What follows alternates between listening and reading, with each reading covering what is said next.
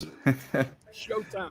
Yep. All right. Well, good morning, guys. Today we got a special guest on here on Sal and myself, our live show, Dave Iacovetti Jr. I've had Dave on my show, the Invest in Yourself podcast, maybe a year ago, and then he came on too with some other mom guys' sons. That was another good show that still getting some good views on there and people commenting around and stuff. But really, what today's show is about is Sal meeting Dave Iacovetti Sr., which was Dave Jr.'s father, and so he really changed Sal's life, his mentality on the whole mafia and the downfall of it. And so I thought it would be really interesting and cool to bring you guys together because Dave Jr. wrote a book about his dad, and then Sal, I mean, you had some kind of interactions with him as well. So I mean, we'll just go into it like that. So I mean, Dave Jr., how you doing today, man? Hey, pleasure to be here, guys. Thank you for having me. We've been talking about it. Now it's happening. I know, man. We got a lot of good stuff to cover today. How you doing, Sal?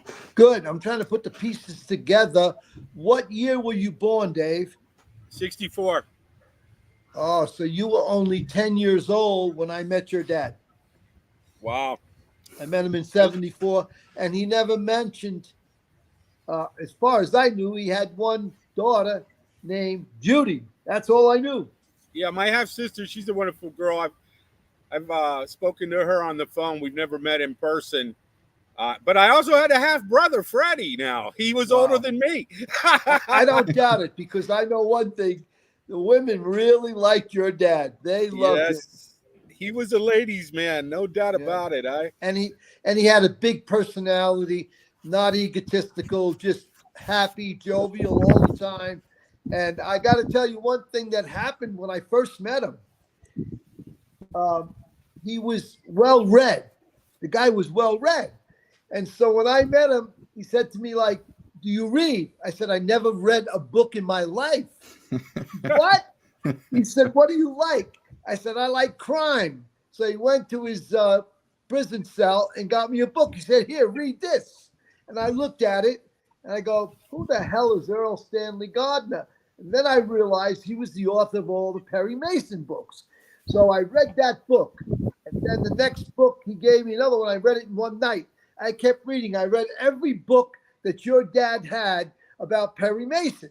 Then when I was done, I said, okay, no more Perry Mason books. He said, I got a surprise for you. This guy had another name. I go, what do you mean another name? He said he had two different names as an author. He said, here, read this book. And it said A.A. Fair. And I started reading those books. Well, years and years later, when I went to Hollywood, I go, I got to get another name. An alias. Jewish name to write screenplays. But it was all about your dad. And I first started to read when I met him in 74. Well, Sal, I learned about my father because he was away. He was in Atlanta Penitentiary. And how I learned about him was skipping school, going to the library, and he was in like 8 books then. And this is the late 70s, you know? Yeah. So, and I read about you later on in life. I saw what you wrote that was incredibly warm-heartening when I read that you said that about my father, that you would never wear a wire on a guy like Dave. I was like, yeah, that's a true friend right there. Because I never met many people that didn't like my dad. Usually the ones that did were just straight up haters in general.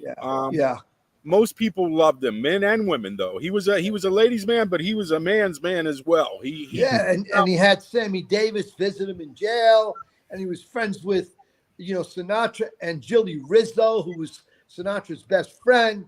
And then Jilly, I did get to meet. Jilly was an incredible soul. I love that man. A short period of the times that I got to spend with him, and of course Frank Sinatra, that was like meeting God. I was 14. It was like looking up at God in the flesh.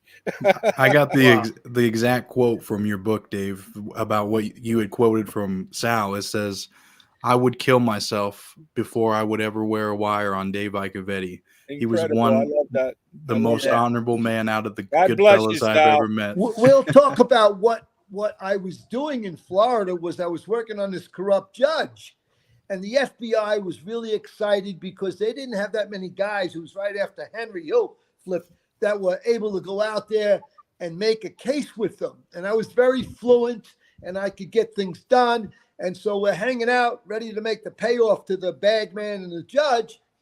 And my friend Daniel Russo, the FBI agent, says, look, I just got a call from Washington. You have to go with me to meet the head of the FBI in Miami. Go, what in the world am I going to do in Miami? So we go there, and I'm looking at this guy. He says, you have a history with one of the most sought-after guys down here by the Bureau. I go, who's that? Dave Iacovetti. And I look at him. I go, so? Well, we need you to put a wire on and go meet him. I go, you know what? You got a better chance of seeing St. Peter. It ain't going to happen. She goes, why? Because this is the guy who warned me that the mob was going to self-implode and to get out. And he also told me not to kill Tommy DeSimone. And I'll never wear that wire. And we laughed, and Russo shook his head. He goes, you know, I knew you had a line, but boy, I just learned about your line. I wasn't going to do something for the feds that was terrible, because your dad was the best thing that happened to me in prison. You know, him and my mother were the best things that happened to me in my life. I could never fill his shoes if I had 100 lifetimes. I'm just honored to have been around it, because he did the same thing for me, Sal. You know, I was around all those guys. I mean, Nicky Scarfo, he didn't introduce me to for some reason, but I was at a table not far from him. And my dad just made it perfectly clear. He was like, don't believe the hype, son. Don't believe the hype. You know, you do what you do. You're good at entertainment. I was doing good in you know, I got in trouble when I was 14. I impersonated an IRS agent. Reading those books in the library went to my head. And I went out and I did some crazy things, and it started as a prank. And then the next thing I know, I had close to $100,000 in 1978. That was like being a millionaire. But, you know, that bad money never lasted, and it just brought heartache. And it's good it happened to me at that early age. And my father kind of laughed at first, but they arrested me. They put a task force out. They thought it was an organized crime ring, and they put a task force out. My father had just got out of prison, just come home.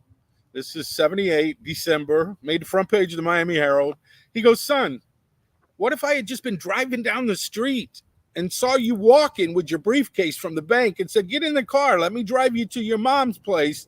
He goes, they would have never believed that I wasn't part of it. He goes, you scare me, son. But then they put me in the right direction with the entertainment, and I got to work on Scarface, and even now I get to work on a friend of mine, Ciro DiPaggio, just did a great movie called Mob King. I got to work on that, and he's actually done a pilot about my father in those days in the 80s, in the heyday, the heyday of my dad's time. He spent 20 years, Sal, and I'm sure you can relate, of his 80 years of life in prison. Yeah, and most of it was framed. He was framed. Exactly. He said he was never convicted for anything he actually did. You know, and that was the ironic part. It was, you know, it was like karma came back to him or whatever in another way. God bless him. But one good thing about his life is he helped a lot of people. Right. He did a lot of good things. I don't know about bad things. He never did nothing bad to me. We had some falling outs. But you don't see those guys like you and my father and them around anymore. No, he had character. And I will tell you this. So two of the guys I knew, and I never told anybody this, two of the guys I knew who got made right around the time your dad got out of prison, maybe 77, they were just making guys. One was Cataldo, who was the killer, and he was with the Colombos. And I said to Cataldo, you know, I know this Dave Iacovetti. He said, oh, I heard of him. I said, because your dad invited me to the house in Trumbull. And then he says, look, if you got anybody, you know, any made guys that want money, bring them up here. So I bring Cataldo up there, and your dad gives him $100,000. Holy shit. Wow. Just like that on a handshake. And it's okay, because your dad had a lot of straight people with a lot of money. So if you took $100,000 and put it out in the street, let's say for like a point and a half, you get $1,000, $1,500 a week. Your dad probably would give the guy who gave him the money $500 a week. So figure it out. At the end of the year, that's 25% without paying taxes. So he gave him the $100,000, and then Cataldo pushed the money out in the street. Then I brought Big Funzy Terracone up there to meet your dad. Wow. He had got made with the Genovese crew, and he gave him $100,000. And Damn, he said to me, "You want 100,000? No, I got a bunch of money. I'm doing good in the car business, but I never once told your dad I was dealing drugs because it was a bad deal with him." No. You mentioned Sammy Davis. Sammy Davis Jr. was doing blow in the bathroom with my father's girlfriend. Wow. And my dad would have been, geez, I don't know, 75 around that time. She was like 32. Yeah. And Sammy Davis said, "Don't tell Dave, he'll kill me." And she goes, "What? He'll kill both of us." Yeah, my father couldn't stand drugs. Nothing to do with drugs. Yeah. So there's a couple other stories I wanted to share with you. I don't know. I think it was in the Sinatra Club. I mean, I wrote a couple of books already. Sometimes I forget, and I have a new book now, a new book that's coming out. But we were in MCC in Manhattan in July of '75, and the government's closing it down and opening up this new super modern jail with no bars called MCC Park Row. So I'm in there, and Dave is in there, and they move us on an early 5 in the morning July day, and we get over there, and they put me and your dad on the 7th floor, and I'm in 747 like an airplane. I go, "Oh, this is cool."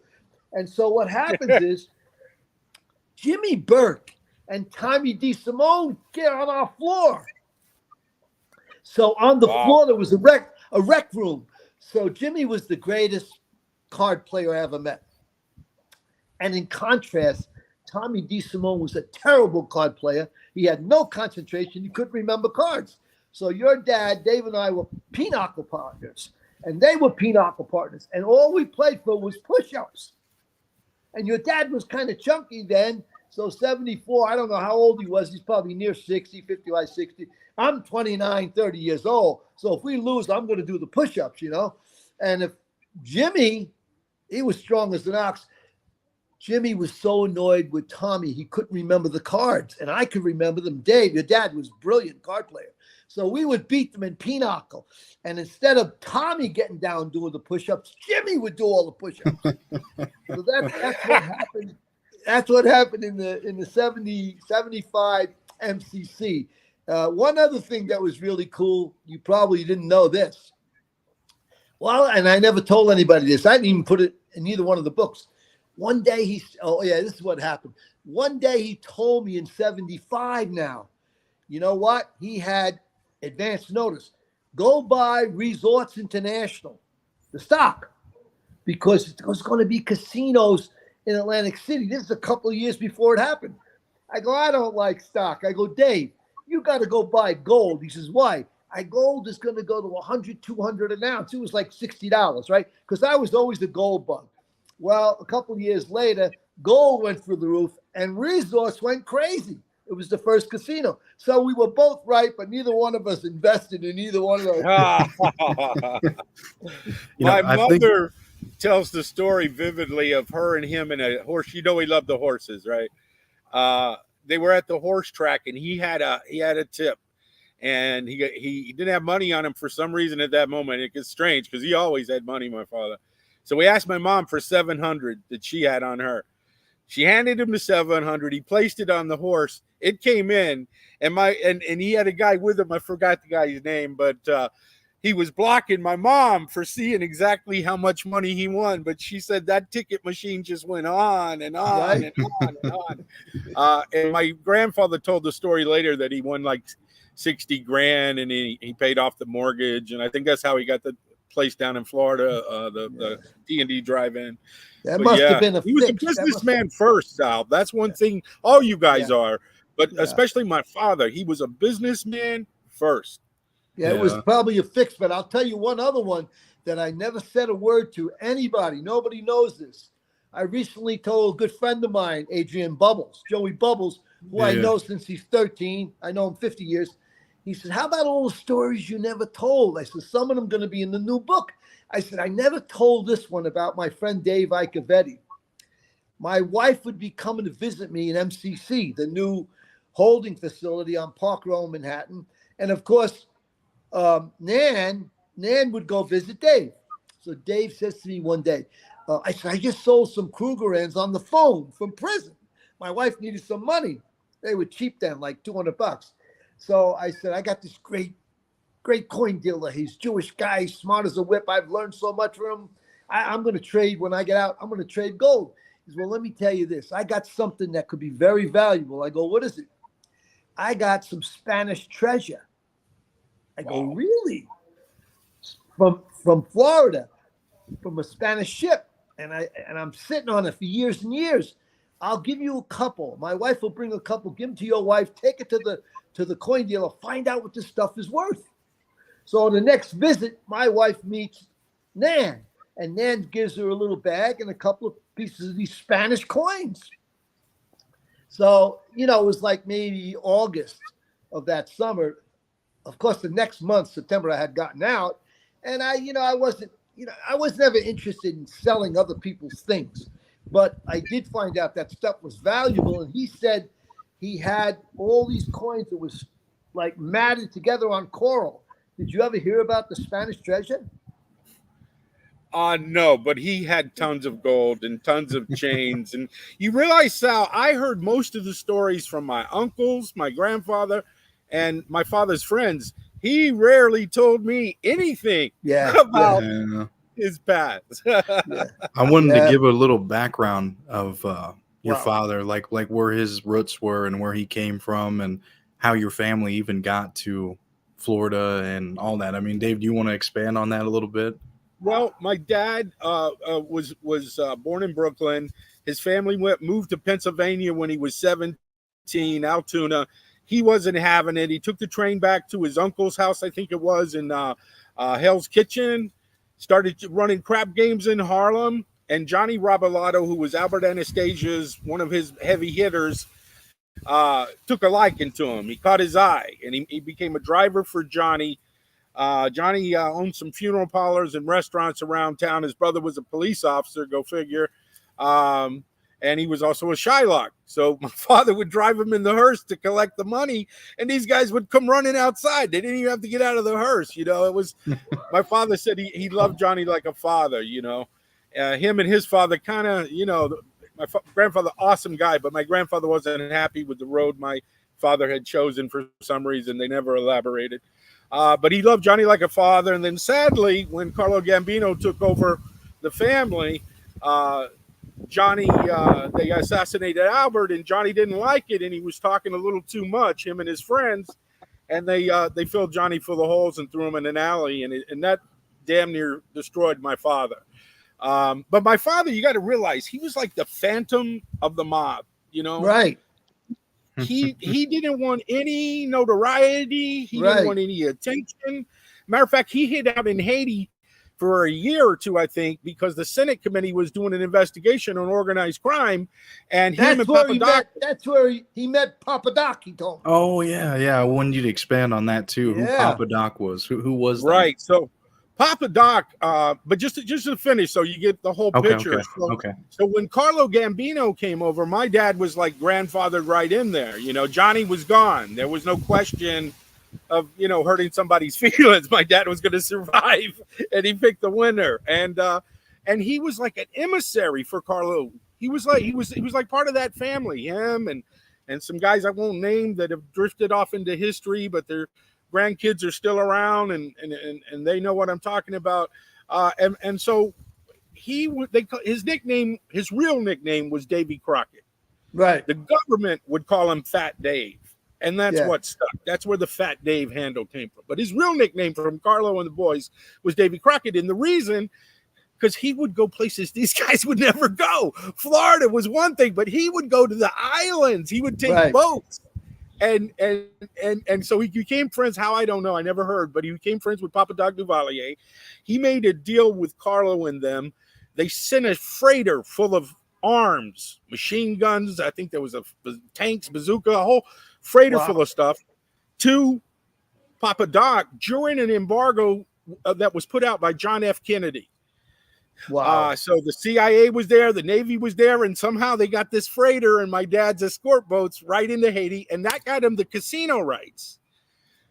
Now, for some reason, the Bonanos and the head guy there did not like Carlo or my dad. And everywhere they went, this guy would show up like a daggum specter. Well, sure enough, in the end, they lost the casino rights. And who got him? But the Bonanos.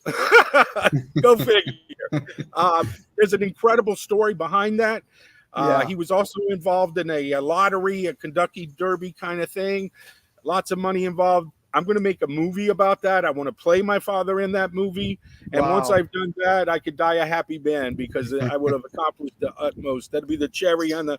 But yeah, fascinating stories. But yes, so he came to Florida and basically was the man here. If anybody did anything in South Florida, they came to see my father because this was an open town, but it wasn't an open town. Right. Yeah. From what I heard. Anyway, he always talked about the islands. He told me, you want to see a beautiful island? And I never went there. Let's go to the island of Bonaire, he said. That's what he told me about all the islands down there. He knew about all of Bonaire. Bonaire. It was like a French, I think it was a French island. It was like the Dutch Antilles. He knew everything about it down there. And I always found it interesting because I never talked drugs to him because I knew he was against it. But I go, oh, man, if I could get down there, I could really make a fortune with drugs. But, your dad was straight as an arrow, and he did follow the old-fashioned, rules, like stay away from the drugs, But he made so much money with other stuff. He was friends with those guys. Yeah. Yeah, I mean, he came up around legitimate business. Realized he had the first Playboy club in New York City, our only Playboy club in New York City. Him, Frank Sinatra, and Carlo, and Jilly, I think, was somehow involved. Were had that. Then Jilly had Jilly's, and he originated Tony Roma's and Bobby Rubino's with those guys that started those, and he got out at different points. But his love, he had 3 boats behind his condo in Hollandale there on Diana Drive. He had a beautiful Bertram. He had a cigarette fishing boat with dual 427 engines on it, which I would have loved to have. He almost killed himself on it one time in an accident. God saved him. And then he had another boat. So his life was to be on the water. I asked him, I said, Dad, you ever miss New York? He goes, I miss my friends. But I don't think he missed the cold weather or something about it because he was always in charge. He loved Florida. He told me that. Yeah. And if I wasn't doing drugs, I would have went down there and joined him. But I was making a bunch of money in the 70s, and although he sent me tickets to the Sinatra comeback, he did send me tickets because he was when he was in the new MCC, he told me about a cologne. I think I might have told you, and he said I'd like to have this cologne. It was from Denmark. I went all over. I found it in New York City, and I gave it to Mickey. Jimmy Burke's wife used to bring stuff in through a corrupt, prison guard, and I gave it to the guard and said, "Go give this to Dave Iacovetti." It was a little bottle of cologne called Clonish. That was the name. Well, was it shaped like a boot or something like that? No, it was just a simple little green bottle, and it had a distinct scent. It was beautiful. And oh man, he had a big smile on his face after he got out. I still got your bottle of Clonish. I want to say to anybody watching live right now too, if you guys want to comment or say anything or have any questions for Dave or Sal, go ahead and start commenting because we'll get to them once we go on a few more stories here. I think your dad is an example of old style mob secrecy because he was an enigma. He really was an enigma to the government. They didn't know how to get him.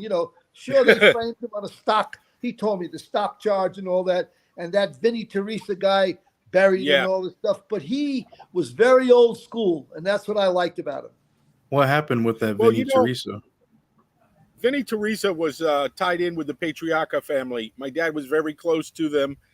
Right. That's the thing about my father. He may have been a captain or whatever in the Gambino family, but he was respected and connected to all of those families, especially the New England side. And Vincent Teresa was this guy who was a thief, a low-level mob associate. I don't think he was a made guy. Maybe he was.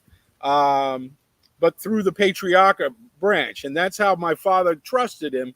And then he turned state's evidence in the 70s, like right after Joe Valachi, a few years after him.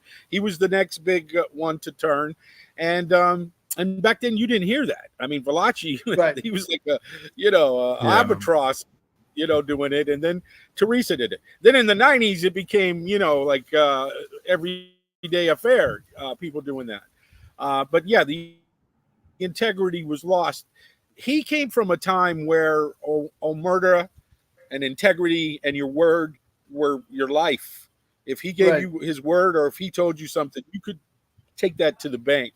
Whereas later, you didn't know who was saying what really anymore. You couldn't trust anybody. And as a child, I thought I wanted to be in there, and I had a lot of opportunities. Even later in life, I was approached many times. But thank God I went to the entertainment business. And as you guys probably know by now, that's like being in the mob. Yeah, it might be worse. It might be worse. They just cover it up better.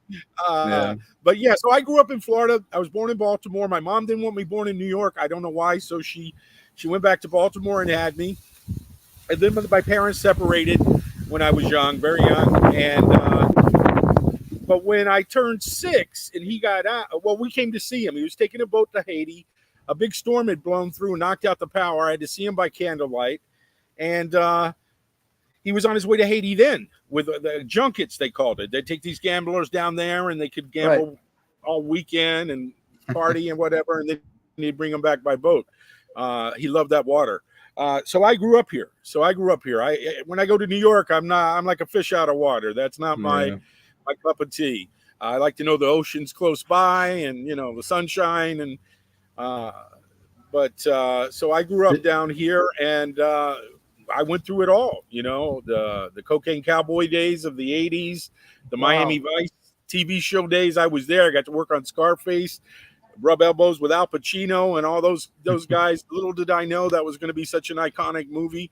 You can see me for 1 second at the snack bar, Fountain Blue pool scene, my big claim to fame. At least you made it.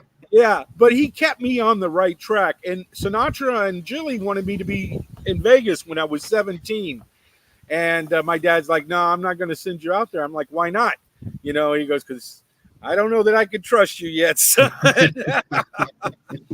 And then sadly, Jilly died tragically in that accident not long after that, on his birthday, no less. Yeah, he died in a fire. Yeah, a drunk driver hit his Jaguar. It knocked out the electricity, and he burned to death inside the car. I used to go to his bar, his club. Yeah, my mom talks about that a lot. That's how they met. Sinatra came look for my mother at Jilly's because my mom knew Sinatra before my dad did, and he ran into my dad and Jilly, and they took him in the back, and after that they were the best friends and buddies, and they called up my mom at the apartment and said, Frank Sinatra's here. He's looking for you. And she's like, what? Because she had told him that's where she hung. She met him in Vegas. Well, she met him in Miami Beach, and then she went to Vegas with him. And in Vegas, he goes, where do you hang out in Manhattan? And she said, Jilly's. So that's how my dad met him, and they became. Sinatra offered to adopt me when I was born because my father had an aunt. He had a home in Connecticut, so Sinatra offered, discreetly to solve an issue. And I asked my dad, I said, why didn't you let him adopt me? And he was like, nah, you'd have never talked to me again. He goes, besides, your mother would never gone for it. And of course my mother wanted to have, but fascinating. I mean, all you guys, I love meeting people like you, Sal, and hearing stories I've never heard before, because it's just a never ending story with my father. I'll never know half of it, I'm sure. Yeah. Very secretive.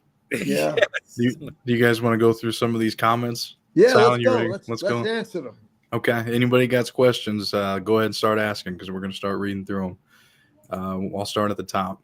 Steven says, good morning, or he said, good time for a video, Adrian. I have plenty of time this morning. Thanks for tuning in, Steven. Thanks, Adam says, Sal, did you know John Gotti robbed trucks with Tommy D. See that.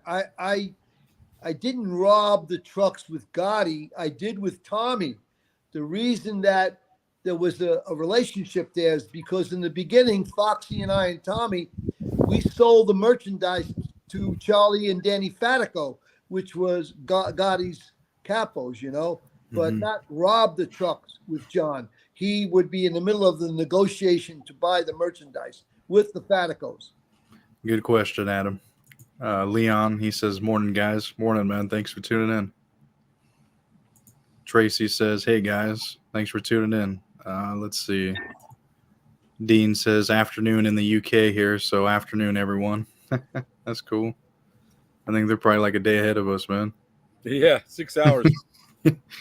Let's see. Trying to find another question down here. Another guy, Joseph, said, hey, guys. Good This morning. is like all the stuff in the beginning. Chris, my dad, says good morning. Hey, Chris, how are you? Let's see.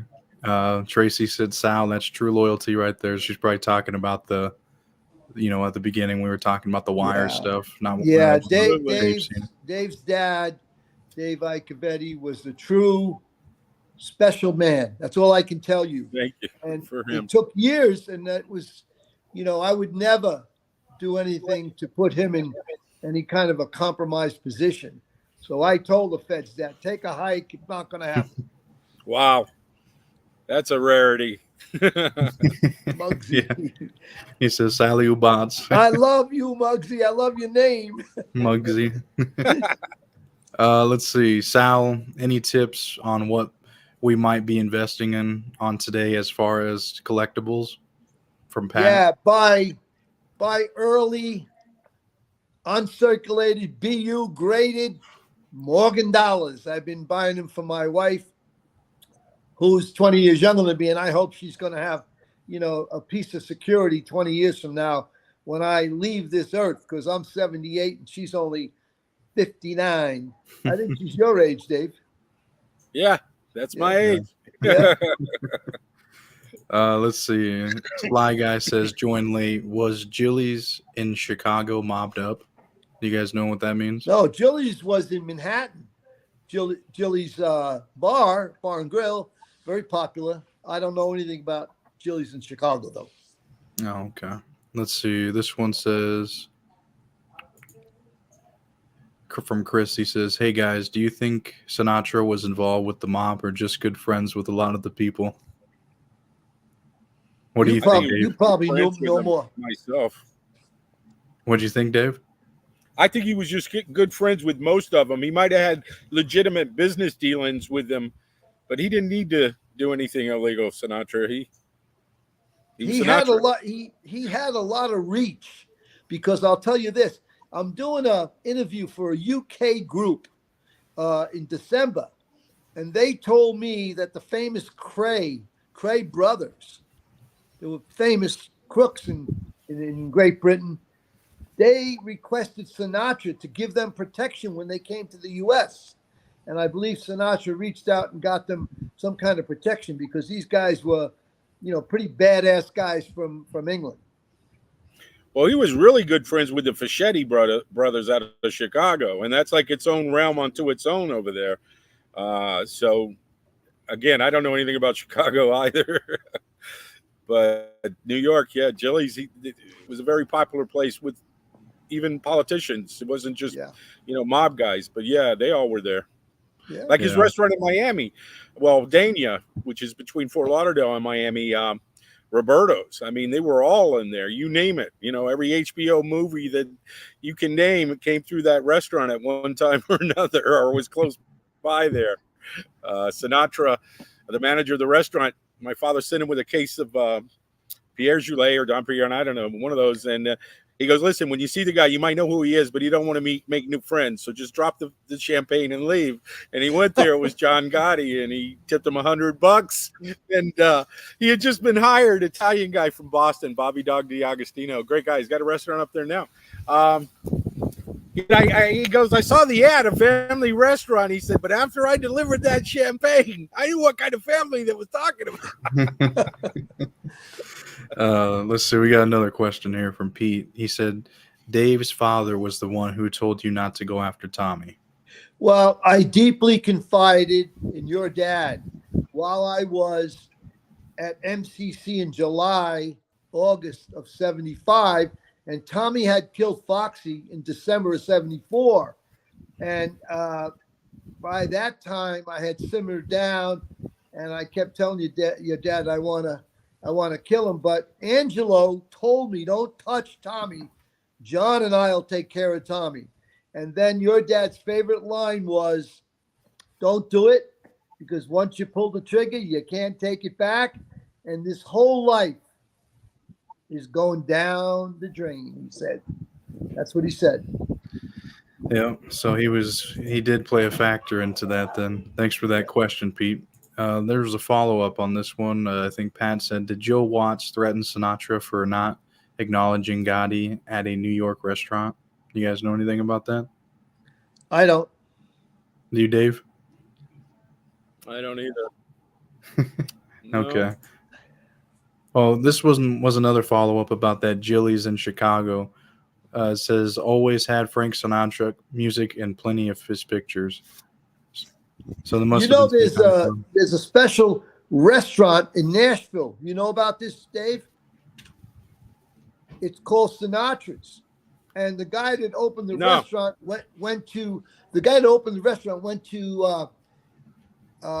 Tina Sinatra. Said, we're going to put a theme out here called Sinatra's Restaurant.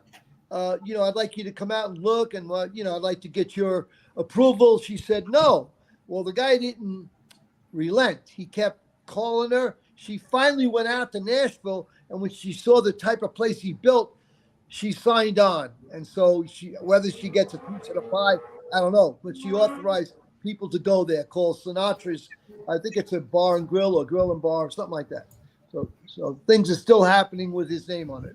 Oh yeah, a lot. Just like you, the Sinatra Club book and then the movie. Yeah, yeah, he's a Great book, true by the way. legend. Oh yeah, I liked it too, man. I've read it a couple times. Right. Pete said, Sal, who was the Pete in the second meeting with Carlo? Pete in the second meeting with Carlo and Paul in the movie. Pete. God, you sure it was Pete? I mean, it's only 15 years ago, and occasionally my memory challenges me. Pete. I don't remember who Pete was in the film. Yeah, it's been a while, huh? Yeah. Yeah. I know Well, my father was a you. consultant, one of the consultants on The Godfather. When that was Really? originally, they had to make sure they didn't do certain things. and I think, from what I remember, the horse head actually happened, and it had something to do with somebody with Sinatra. That Johnny. Oh, now I Fontaine remember. character. Yeah, the Pete character was the guy that was in between the bosses, and he was called upon to talk about whacking Gotti in the movie. The Danny Nucci played Gotti, but it didn't happen. So, I mean, because if he screwed up the heist, they thought it would be a good thing to just whack Gotti. I mean, we took some creative pleasures in that movie, and you got to do that when you're making a movie. You got to do that. Hey, Dave. So in your Absolutely. book, you talk about your dad, or not your dad in particular, but there was that hit that was in Florida with Roy DeMeo and doing that whole. He was down there with that Anthony plate, right? Yeah, I'm not sure if it was Roy DeMeo or if it was John Gotti himself. There's different stories to that.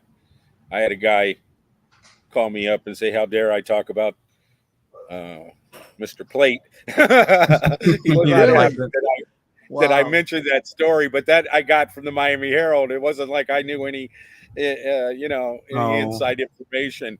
But yeah, this guy, I didn't see him as intimidating. Matter of fact, when my dad got out of prison, he came in a Corvette. I remember him hopping out with his red hair. I'm thinking, red hair? I guess the sun or something. And this other guy gets out of the car. To me, he looked like a professor, but supposedly it was Tony Plate, and he was a very bad guy supposedly, and he intimidated a lot of people. And him and Neil Delacroix caught a charge together, and different things. Again, I wasn't there, but the rumor was that Neil didn't want to be seen in court with this guy because he was so intimidating, and it would be better if he just disappeared. And yeah, so supposedly some heavy hitters. I don't think it was. It might have been Roy DeMay, might have been involved somehow, but I know that what I heard was John Sr. was somehow involved, and they took him out. Did you ever meet Tony Pep or Ronnie One Arm down there? Well, I know exactly who they are. I never met Mr. Pep, but again, like I said before we went on air, you know, half those guys wanted me dead. The other half loved me and said, "Don't worry about things." So they all fell in certain. Yeah. The guys I remember most were, you know, Guido Penosi, the Bull. He was out of L.A. also.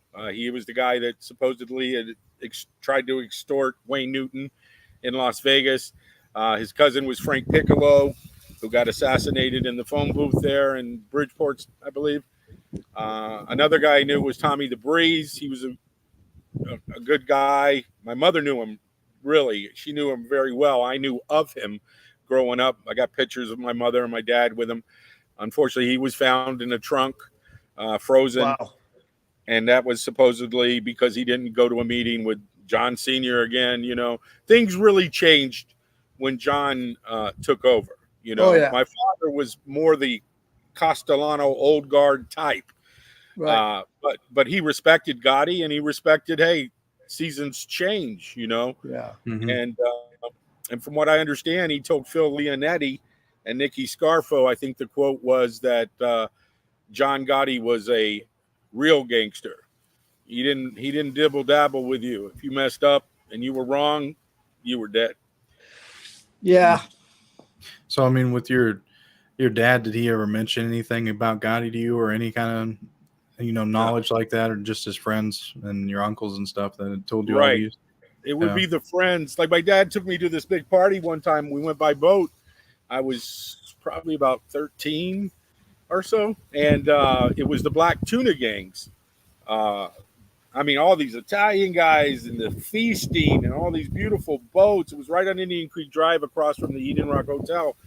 And I remember thinking, wow, this is like heaven. I was eating lasagna and Zappoli's. I didn't know Italian, but I loved listening to them talk. And later I come to find out it was the Black Tunas gang, and it was a friend of my dad's who told me that, a guy named Billy Johnson. And my father immediately gave him a dirty look and said, my son's not part of this. Go get some cheese out of the kitchen for the macaroni, you know. He didn't want me, you know. And I was all ears too. I wanted to hear everything, you know. Yeah. My uncle though, my dad's little brother, he loved it. He was not a gangster, but he loved that his brother was. He was like, yeah, your dad came by the house one time in Pennsylvania with some guy. They were going to the Poconos. He goes, he was never seen again, that guy. He goes, you know, your dad had 23 notches in his gun belt? I didn't even know what he meant by that.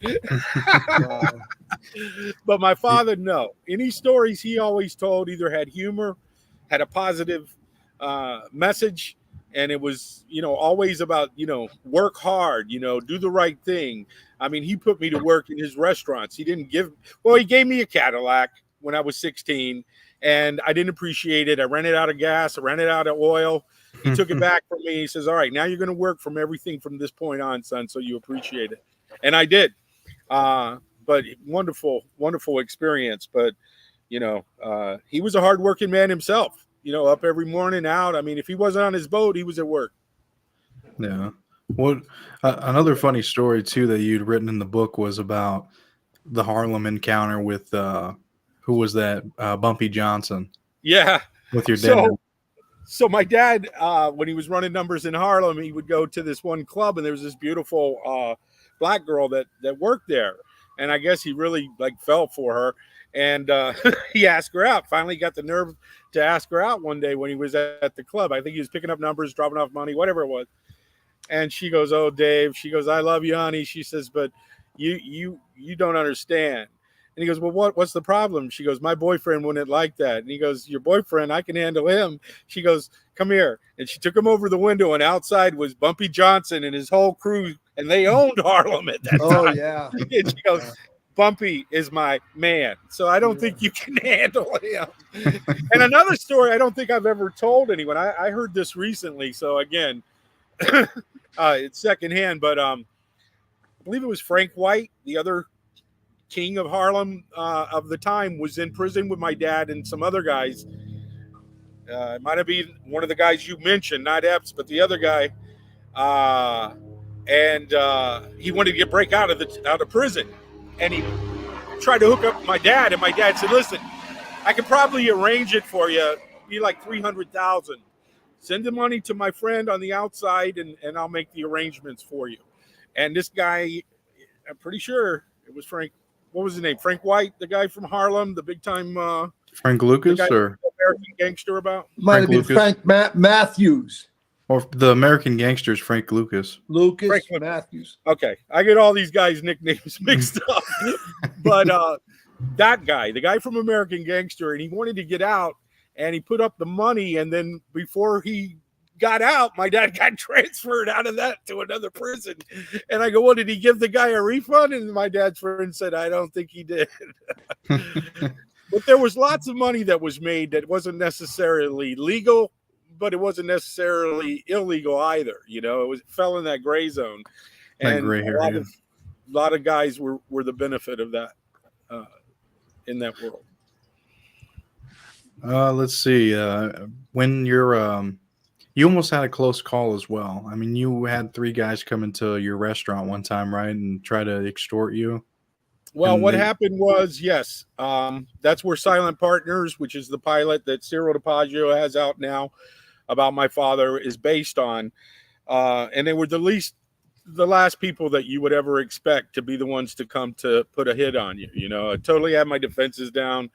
Like I said, I split that family in half for a minute there, and a lot of them weren't very happy. I heard from someone that John Jr. had said that my father had put the word out I wasn't to be touched, and that's the only reason I'm still around. But during that time, honest to God, I didn't know if I could even trust my dad. It had me to the point where I didn't know who was who and what was what. They wanted me to do some things that I didn't want to do. And my father said, "Son, if you don't do this, you're going to be throwing me to the wolves." And I said, "Well, send them to me. Just tell them come to me," because I had a badass attitude. I was 28. I had the guns. I had people. I thought, well, they came. And when they came, I wasn't ready. The one time I let my defense down, that's when they showed up. And it was by a miracle of God that we didn't. These guys are sitting around. It's late now. I'll just give you the scene. It's going to be in one of my films. But me and my fiance were at the restaurant. 3 guys showed up. I let them in. I should never have. And we're sitting in the dining room, and we had a conversation. And in the conversation, they were letting me know they were there to take both of us out. That the next day they were going to find a robbery had happened at my restaurant, and unfortunately, the patrons had been killed. And by a miracle of God, I got out of that. Someone showed up unexpectedly. These guys left in a huff. Nobody got hurt. I called my father, Guido, everybody I knew. Yeah, I even called the FBI and told them, I said, "Listen, I'm trying to run a restaurant here. I got these guys muscling me. I don't know who's who, whatever." So they sent this guy over. It was an FBI supervisor from Miami. And he called me on the phone. He says, "Yeah," he goes, "You want to just meet me out back?" It was late at night. I went in the alley. There was this guy. He looked like an accountant sitting in a Buick. I said, "You got any ID?" He showed me his FBI ID. He goes, "I was notified from the New York office that one of the crime families in New York contract out on you. They want you dead." I was like, "Oh, really?" I knew I had problems, but I didn't know they were that bad, right? So I said to the guy, I says, "Well," he goes, "if you come over to us and tell us everything you know, we might can help you." I said, "Come over to you? I'm selling pasta here, man. What do you mean come over to you? You're the FBI. You tell me what's going on." He goes, "Well, do you think your father's involved?" I said, "Listen, I don't even know what you're talking about. I don't know who's involved." They said, "Well, would you wear a wire on your father?" I was like, "What?" I said, "Of course I would wear a wire on my father." And I had met some guy Tony Red or somebody, I don't know who was, because John had just gone away like the year before, on behalf of my dad about another issue. And they go, well, we know you talked to Tony recently. You were up in Boynton Beach. How about you wear a wire on him? Nicest guy I ever met. Guy asked me if I needed any help, told me your father, they came down and spent $300 for dinner. I said, no. I said, I don't wear wires. I said, now, if 3 guys come into the middle of the night and try to kill me, you'll be the first guy I call. He said, all right, here's my card. And he wrote a special code on the back because he used beepers then. This was 94, somewhere on there.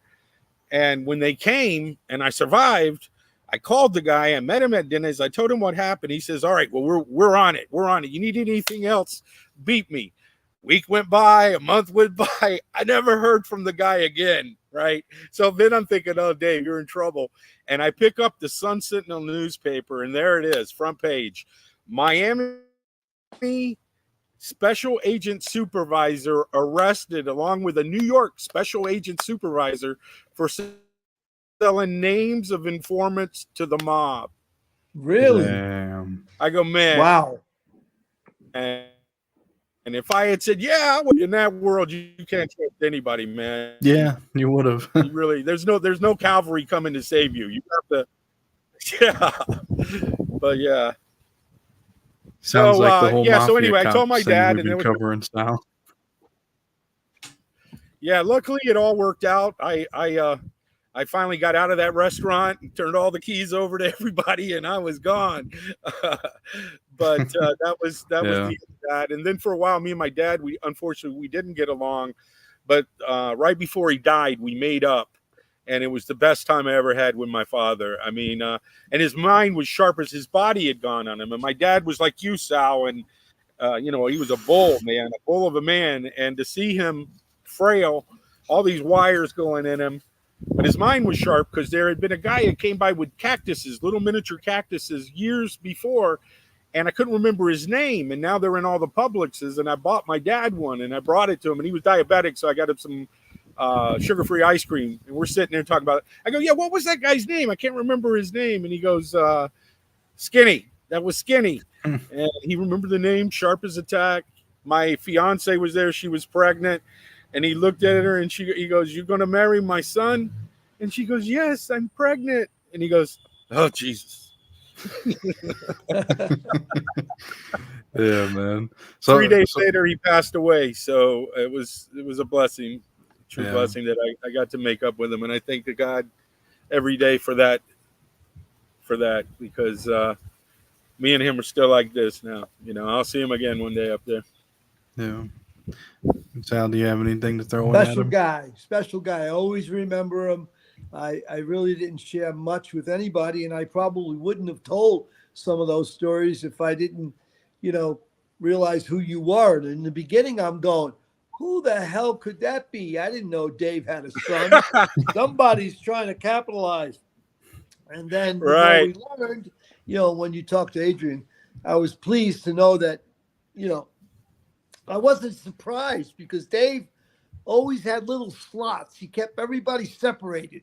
He was very careful he didn't share information about other people. Rarely. Yeah.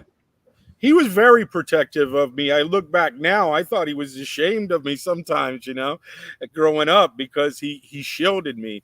And when I look back on the guys I did get to hang out, Joe Tadaro from Buffalo, New York, all his really good friends who were genuine, great people at heart, whatever they may have done, other than what I knew of, I don't know. But I know when they were with me, they showed true gentleman class.